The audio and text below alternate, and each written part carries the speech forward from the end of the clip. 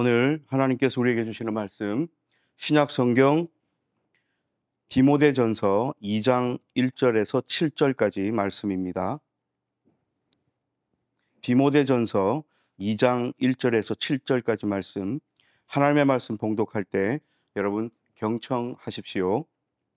그러므로 권유하네, 무엇보다도 먼저 모든 사람들을 위해서 탄원기도, 기도, 중재기도, 감사기도를 하시게. 임금들과 높은 지위에 있는 모든 사람들을 위해서도 그리하시게. 그리하여 우리가 모든 면에서 경건하고 고결하게 말썽 없고 조용한 생활을 해나갈 수 있도록 말일세. 이것은 우리의 구원자 하나님이 보시기에 좋은 일이며 기꺼이 받아들여 주실 만한 일이네. 하나님이 바라시는 것은 모든 사람이 구원받는 것과 또 진리를 깨달아 아는 데 이르는 것이네. 하나님은 한 분이시고 하나님과 사람 사이의 중보자도 한 분이시네. 곧 사람이신 그리스도 예수님일세. 그분이 모두를 죄에서 풀어주기 위한 몸값으로 스스로를 대신 내주셨네. 이것은 적절한 때에 주신 증거라네. 이를 위해 하나님이 바로 나를 선포자와 사도로 세우셨네. 내가 참말을 하고 있지 거짓말을 하는 것이 아닐세. 나는 믿음과 진리로 다른 민족들을 가르치는 교사일세. 아멘. 이 말씀을 통하여 은혜 주실 줄 믿습니다. 할렐루야. 아멘. 오늘 성령 강림절 후 15번째 주일입니다. 오늘 디모데전서 말씀 읽었습니다. 목회 서신 안에 들어있지요. 그래서 사도 바울 선생님께서 아들 같은 자이자 제자인 그리고 후배 목회자인 디모데에게 개인적으로 편지를 보내시기는 한데 그 내용이 빌레몬서처럼 지극히 개인적인 내용이 아니라 목회에 있어서 어떤 목회를 해나가야 한다, 너의 자세는 어떻게 되어야 한다 라는 내용이 적혀 있기 때문에 우리가 이것을 목회 서신이라고 분류를 합니다. 그렇다면 사도 바울 선생님께서 이 또한 목회자인 디모데에게 살이 되고 피가 되는 조언의 말씀, 목회를 해나가는 데 있어서 어떻게 해나가야 되는지에 대한 노하우, 그리고 단순히 기술적인 노하우뿐만 아니라 무엇을 딛고 일어서서 목회를 해나가야 되는지, 근본 바탕이 무엇인지, 우리 교회 이론처럼 반석 위 빛된 교회라고 한다면 반석 위에 서야 되는데 디모데가 목회자로서 딛고 일어서야 될 그 바탕은 무엇인지에 관하여 말씀하고 있습니다. 그래서 우리가 이 디모데전서를 이 문단별로 주제별로 읽어 나가다 보면 사실 우리는 왕같은 제사장들이고 하나님의 거룩한 백성이고 하나님께서 우리 모두를 부르셨다는 말씀을 우리가 알기에 비단 직업적으로 목사들에게만 주시는 말씀이 아니라 우리 모두에게 주시는 말씀임을 우리가 다시 한번 마음에 새기면서 이 말씀으로 들어가 보아야 합니다. 그래서 오늘 말투가 이렇습니다. 그러므로 권유하네 하면서 사도 바울 선생님이 디모데에게 말씀하시는 거예요. 그러면서 기도의 네 종류가 나와요. 탄원기도, 기도, 중재기도, 감사기도. 어려운 말도 있었죠. 간구와 기도와 도고와 감사와 이런 기억나십니까? 근데 오늘 그것을 진짜 그대로 풀어 쓰려고 탄원기도, 그냥 기도, 중재기도, 감사기도 이렇게 새한글 성경에는 번역을 해놓았습니다. 이 네 가지가 뭐든 간에 기도입니다. 우리가 기도라고 통칭하는 그 신앙의 삶의 그 실천들 가운데 우리는 기도합시다 하면 이 네 가지를 다 하고 있어요. 그렇죠? 자, 탄원기도, 간구죠, 간구. 하나님 앞에 뭔가를 요청하는 겁니다. 하나님 이거 해주십시오. 근데 우리의 대부분의 기도의 내용은 다 거의 간구죠. 하나님 내가 힘듭니다. 하나님 이 일이 잘 해결돼야 됩니다. 하나님 내가 몸이 아픕니다. 하나님 내가 뭘 해야 됩니다. 합격해야 됩니다. 진급해야 됩니다. 하나님 내가 뭘 앞두고 있습니다. 하나님 해주십시오. 이번만큼은 해주셔야 됩니다. 안 해주시면 안 됩니다 해가지고 막 금식도 하고 우리의 기도의 대부분은 탄원 기도인 것 같아요. 근데 이거는 영어로 하면 NIV 성경에는 request 돼 있습니다. request. 요청. 근데 우리가 알고 있는 기도라는 단어의 영어는 뭡니까? prayer죠. prayer. 일반적인 통칭입니다. 이 안에 간구도 들어가고 중보도 들어가고 감사도 들어가고 우리 다 이걸 통칭해서 기도라고 합니다. 세 번째, 중재 기도라고 되어 있는데 영어로는 intercession입니다. 뭔가 가운데서 중재한다는 거예요. 어떤 사람이 탄원과 간구의 기도로 리퀘스트로서 하나님 앞에 나아가야 되는데 신앙이 없다거나 혹은 그럴 상황이 아니라거나 했을 때 내가 이 사람을 대신해서 하나님 앞에 간구를 해주는 거예요. 그래서 이 인터세션은 그 당시에 어떤 그 헬라적 그 상황과 문화와 사회 정치 속에서 쓰인 단어냐면 황제에게 뭔가를 서류를 올려야 되는데 곧바로 로마로 쫓아가서 이렇게 이거 해주세요라고 요청이 안 되잖아요. 이 절차라는 게 있지 않습니까? 그래서 그 중간 단계에 있는 공무원에게 서류를 올리는 거예요. 그럼 이 사람은 이걸 받아서 황제에게 올리겠죠. 이게 인터세션입니다. 이 분위기를 아셔야 돼요. 우리가 힘든 분들, 아픈 분들, 기도가 필요한 분들을 위해서 하나님 앞에 간구하고 하나님 앞에 또 감사도 하고 기도하는 것을 우리가 좀 넓은 의미로 중재 기도라고 합니다. 감사는요, 당연한 거죠. 하나님 앞에 감사한 마음을. 그래서 레위기에 보면 5가지 제사 중에서도 화목제가 있었어요. 다른 거는 번제 이런 거는 뭐 제사 지내는 방식이긴 하지만 죄를 사하기 위하여 제물을 끌고 와서 하나님 앞에 내 죄를 사해달라고 거의 요청하는 거잖아요. 그런데 화목제는 하나님과의 관계를 위하여 하나님 앞에 감사하는 화목제, 기도도 마찬가지입니다. 들어가면서 그냥 우리가 한 번 더 환기시키기 위하여 기도에 관한 이야기를 했는데 사실은 이 기도의 종류가 오늘 말씀의 주제는 아닙니다. 어떤 기도를 하든지 간에 우리는 기도를 하죠. 나 자신을 위한 기도도 하고 다른 일을 위한 기도도 하고 사회 상황을 위한 기도도 하고 국가를 위한 기도도 하고 여러 가지 것들의 제목으로 기도를 합니다. 그런데 오늘 이 디모데 목회자가 사역하고 있는 특별히 에베소 교회에 문제가 있어요. 어떤 문제가 있냐면 배제시키는 문제가 있었습니다. 뭘 배제시켜요? 그래서 2가지 측면으로 볼 수가 있어요. 이 당시 교회 안에 이단이 있었습니다.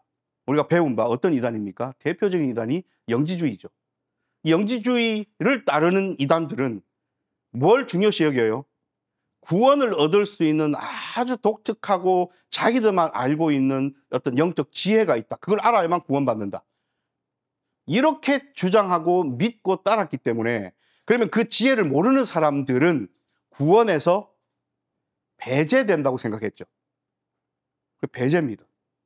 그러니까 그런 어떤 가치를 따르는 사람들에게 누가 구원받느냐 물었을 때 영적 지혜를 아는 사람이 구원받지 하면서 배제시킨단 말이에요. 근데 사실 이 사람들보다 더 눈에 띄게 실제로는 이 부류가, 이 세력이 더 컸다고 주석가들은 이야기하는데 유대적 성향을 가진 사람들. 이 사람들은 뭘 구축해놨냐면 옛날 과거 율법으로부터 내려오는 자신들의 구원관을 이 그리스도교 공동체 안에서조차도 구축을 해놨어요. 어떻게 하면 구원받는다고. 그래서 철저한 선민의식, 철저한 혈연관계, 지파의 개념, 곧 누구만 구원받는다는 개념이에요? 이스라엘만. 율법받은 이스라엘만 구원받는다는 좀 캐캐묵은 구약 성경에서 가지고 온 가치관을 공유하고 설파하고 주장하고 있었습니다. 이런 사람들에게는 누가 배제를 당해요? 이방인 그리스도인들이 철저하게 배제당합니다. 자, 그럼 문제가 생겼죠. 지금 이 공동체 안에는 어떤 사람들이 있습니까? 유대적 성향을 가진 그리스도인들도 있고 이방인이면서 예수를 믿고 그리스도 공동체로 들어온 사람들도 있죠. 그런데 이 사람들이 같은 공동체 안에 있는 그리스도인들을 배제시켜서 너희는 구원받을 수 없어 라고 이야기를 하면 이거는 교회 안에서 작은 문제입니까? 큰 문제입니까? 엄청 큰 문제죠. 복음의 이신칭이 믿음으로써 구원을 얻는다는 사도 바울 선생님의 복음의 내용과 정면으로 배치되어서 진짜 큰일 난 거예요. 그래서 오늘 사도 바울 선생님은 디모데에게 목소리를 높입니다. 임금들, 높은 지위에 있는 모든 사람들을 위해서도 중재 기도와 감사 기도와 탄원 기도를 드리시게 라고 하는 겁니다. 임금들, 높은 지위에 있는 모든 사람들이라고 뭉뚱그려서 이야기했을 때에, 자, 임금들, 그 당시에 임금들, 높은 지위에 있는 사람들은 이방인입니까? 아닙니까? 이방인인 거예요. 왜냐하면 로마 식민지이기 때문에. 그래서 오늘 사도 바울 선생님은 구약의 가치관으로 당신들이 만들고 구축해 놓은 그 구원관으로 모든 사람들을 바라보면서 다른 일을 배제시켜서는 안 됨을 이야기하는 거예요. 만약에 이 사람들의 주장이 옳다면 이방인을 위한 사도로 부름받은 사도 바울 선생님의 사명 자체가 아무것도 아닌 것이 되잖아요. 그래서 여러분, 임금들, 높은 지위에 있는 모든 사람들을 위해서도 기도하라고 말씀하신 다음, 그리하여 우리가 모든 면에서 경건하고 고결하게 말씀 없고 조용한 생활을 해나갈 수 있도록 말일세. 지금 사도 바울 선생님은 두 마리 토끼를 다 잡고 계신 거예요. 그릇된 구원관을 주장하고 설파하고 가르치고 퍼뜨리는 이 사람들에게는 이방인들도 하나님의 구원의 대상이다 라는 말씀을 하는 것과 동시에 실제로 교회 밖의 사람들 있죠. 오늘 언급한 임금들, 고관들, 지위가 높은 자들에게도 저 예수 믿는 자라고 모여있는 저 사람들이 집정관이 나를 위해서 공개적으로 기도를 한다네. 자기 신에게. 자기들을 압박하고 압제하고 힘들게 한다고 막 나를 욕하고 뒤에서 막 이런 게 아니고 공개적으로 모여가지고 하나님, 우리 총독을, 우리 황제를 하면서 위하여 기도를 한다네. 그러면 이 사람들 마음이 어떻겠나? 라고 물으시는 거예요. 경건하고 고결하고 말썽 없고 조용한 생활을 해나갈 수 있도록 모든 면에서. 그래서 선한 영향력을 외적으로 발휘하라는 겁니다. 이것은 우리의 구원자 하나님이 보시기에 좋은 일이며 기꺼이 받아들여 주실 만한 일이네. 일단 뭐 어떻게 해야 되는지를 말씀하셨어요. 우리에게도 분명하죠. 어떻게 해야 되는지. 나라와 민족을 위해서 기도해야 되고, 정치권을 위해서 기도해야 되고, 이 사회를 위해서 기도해야 되고, 예수 믿는 사람이나 믿지 않는 사람이나 위해서 기도해야 되고, 우리의 기도의 지경은 전 우주적이어야 됩니다. 왜 그런지 조금 더 말씀드릴게요. 왜 우리의 기도의 지경이 단순히 내 앞에 내 삶, 내 시간, 내 비전, 내 꿈에만 이렇게 사로잡혀 있어서는 안 되고 이 지경을 전 지구를 넘어 우주적으로 넓혀야 하는지를 오늘 사도 바울 선생님이 말씀하셔요. 하나님이 바라시는 것은 모든 사람이 구원받는 것과 또 진리를 깨달아 아는 데 이르는 것이네. 이것을 생각하라는 거예요. 우리 공동체와 적대 관계에 있고 심지어 예수 믿는 사람들을 압제하고 아프게 하고 힘들게 하는 저 사람들이라 할지라도 하나님의 마음은 저들조차도 구원을 받고 진리를 아는 데 이르기를 바라신다. 이것이 아버지 하나님의 마음이다 라고 이야기하시는 거예요. 십자가에 달리신 예수님께서 자기를 못 박고 조롱하는 로마 군인들과 양옆에 함께 십자가에 달렸던 강도들에게 어떻게 대하셨는지 우리는 다시 한번 생각해 봐야 합니다. 우리는 누가 우리를 찌르거나 우리는 누가 우리에게 못되게 하거나 우리의 마음을 아프게 하면 본능적으로 팍 내 성정이 나와요. 어떤 강연을 보다가 유튜브에도 많이 있을 건데 미국 유명한 어떤 심리학자가 이런 말하는 것을 들었습니다. 오렌지를 하나 갖고 오렌지를 쫙 짜요. 그럼 거기 뭐가 나옵니까? 오렌지 주스가 나오죠. 사과 주스가 나옵니까? 바나나 주스가 나옵니까? 아니요. 오렌지를 그대로 두면 주스는 없죠. 그런데 스트레스를 줘가지고 꽉 짜면 오렌지가 나와요. 맞죠? 인생은, 인간들은 살아가면서 내가 막 화를 내거나 성질을 내거나 내 성정을 드러냈어요. 왜 그렇게 하냐 물으면 저 사람이 건들잖아요. 저 사람이 나한테 못되게 하잖아요. 그래서 튀어나왔습니다. 뭐가 튀어나온 거예요? 원래 자기가 가지고 있던 게 튀어나온 거예요. 원래 자기가 가지고 있던 것이 그리스도인다운 사람이라면 바깥에서 오는 압박에 그리스도인다운 것이 나왔을 겁니다. 그러므로 나를 압박하고 스트레스 주고 누르고 짰던 그 사람 책임이 아니라 내가 원래 뭘 가졌는가가 관건이에요. 다시 돌아와서요. 하나님이 바라시는 것은 모든 사람이 구원에 이르고 진리를 아는 것이다. 하나님의 마음은 이런데 우리가 뭐라고 어떤 이들을 배제시킵니까? 우리가 뭐라고 내 기도의 대상에서 제껴버립니까? 우리가 뭐라고 하나님께서 창조해서 우리에게 허락하신 이 온 우주 만물을 향하여 적대감을 가집니까?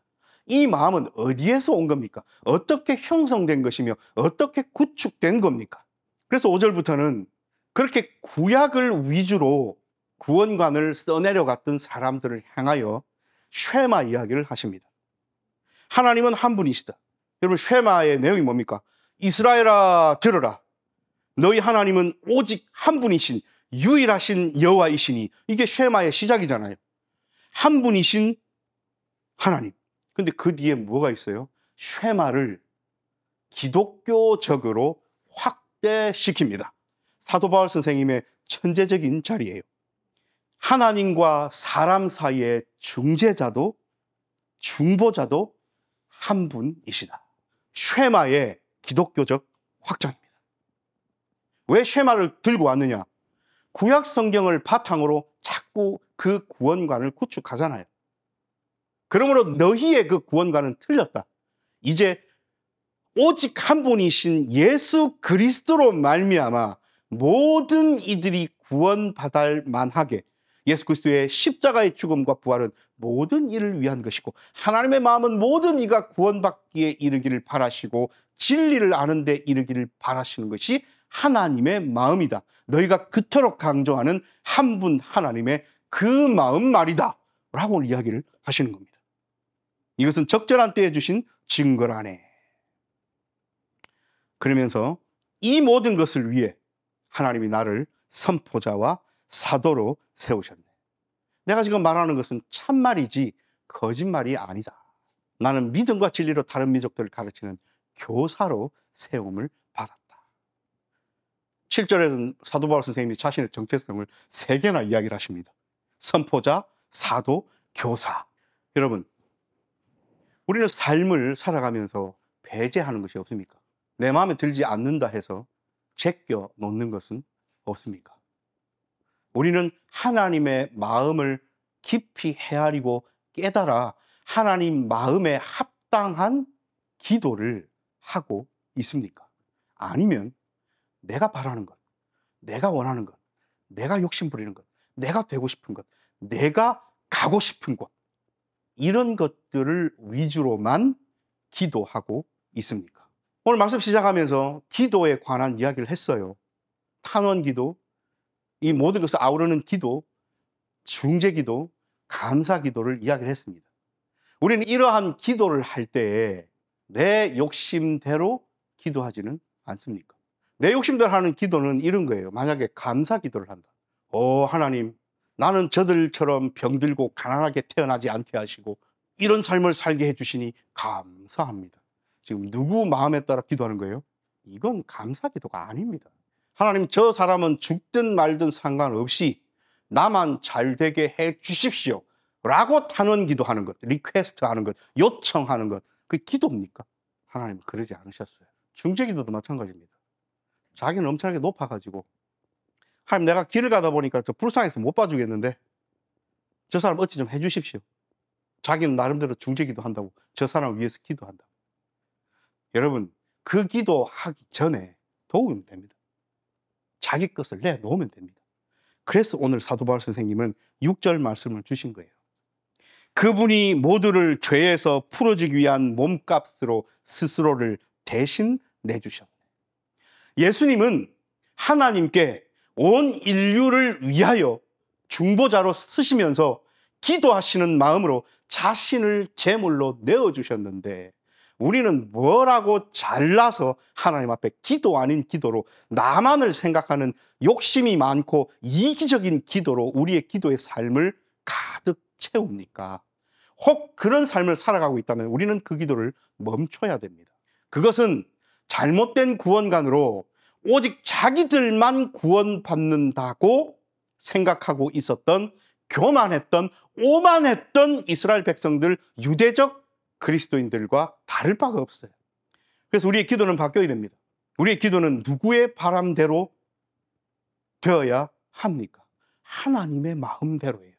하나님께서 바라시는 대로 기도해야 됩니다. 그러면 하나님께서 나를 향해 바라시는 것도 있으실 것이고, 하나님께서 우리 공동체 반석이 빛된 교회를 향하여 바라시는 것도 있을 것이고, 하나님께서 이 나라 대한민국이 나아가야 될 방향에 관하여 바라시는 것도 있을 것이고, 하나님께서 이 온 세계와 지구와 우주 만물이 어떤 길로 방향으로 나아가야 될 것인지를 하나님이 바라시는 것이 있을 터인데, 우리가 그것을 알아야만 기도할 수 있잖아요.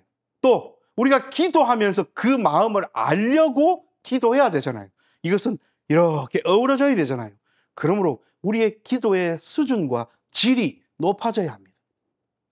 내 정치적 성향에 따라, 내 마음이 가는 게 따라, 내 욕심에 따라, 내가 하고 싶은 것에 따라 기도하는 것은 하나님의 마음을 배제시켜버린 잘못된 기도입니다. 이것은 더 큰 문제지요. 이 당시 유대적 그리스도인들은 단지 구원에 있어서 이방인들을 배제시켜서 그들을 위한 기도라는 인식조차 하지 못했어요. 왜냐하면 구원받지 못할 인간들을 위해서 왜 기도하냐고. 이런 인식이었다면, 만약에 우리가 하나님의 마음을 헤아리지 않고 그냥 나 자신을 위해서만 기도한다면 우리는 더 큰 오류를 범하는 거예요. 하나님의 마음과 바람을 배제시켜버린 기도를 하는 겁니다. 그러면 도대체 누구를 향하여, 누구를 보고 기도하는 겁니까? 죽도 밥도 안 되는 거예요. 우리의 기도를 들으시고 응답하시고 이루어주실 전지전능하신 하나님의 그 마음을 제껴놓고 그분께 기도를 한다고요? 이게 무슨 어불성설입니까? 이게 무슨 말도 되지 않는 이야기입니까? 그러므로 우리의 기도는 바뀌어야 됩니다. 우리의 간구는 바뀌어야 됩니다. 우리의 중보 기도는 바뀌어야 됩니다. 우리의 감사 기도는 바뀌어야 됩니다. 사랑하는 여러분, 반석이 빛된 교회가 하나님 앞에 어떤 기도로 지금까지 살아왔는지 생각해 보십시다. 우리는 하나님의 마음을 앞서려 하지 않았고, 우리는 부족하나마 하나님의 마음과 바람을 알려고 애쓰면서 지금까지 2년 좀 넘게 달려왔습니다. 언젠가는 하나님께서 지금보다 더 분명하게, 더 뚜렷하게 우리의 나아가야 될 방향을 알려주실 겁니다.